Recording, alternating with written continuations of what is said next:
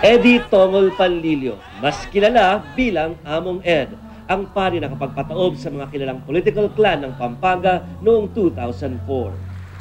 Pag-upo ni Among Ed, agad niyang sinubukang linisin ang Pampanga mula sa bisyo ng weteng at katiwalian sa quarrying.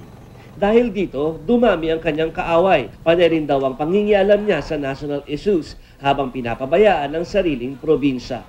Pati ang pagkakaroon daw niya ng anak, hindi pinalampas. Naging mabilis tuloy ang ganti. Sinampahan siya ng reklamo at muntik pang iparikol. Bahala na raw si Lord sabay pahaging na hindi tulad ng ibang politiko, hindi raw siya takot maging pangulo. Mike Zuniga Velarde, leader ng El Shaddai Movement. Milyong-milyong miyembro na naniniwalang si Brother Mike ang direct line nila sa Panginoon para maambunan sila ng grasya.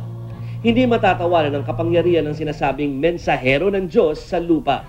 Kaya rin itong diktahan ang kilos ng ating mga leader. Noong ngang 2006 ay tagumpay nitong naharang ang charter change move sa Kamara matapos sabing hindi noon panahon para repasuhin ang konstitusyon.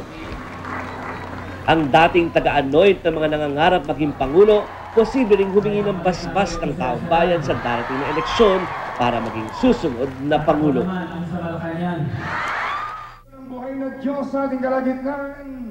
Eddie Villanueva, ang leader ng Jesus is Lord movement. Hindi na bago sa politika si Brother Eddie. Noong 2004, tumakbo na ito bilang Pangulo kalaban ang nanalo noong si Gloria Arroyo.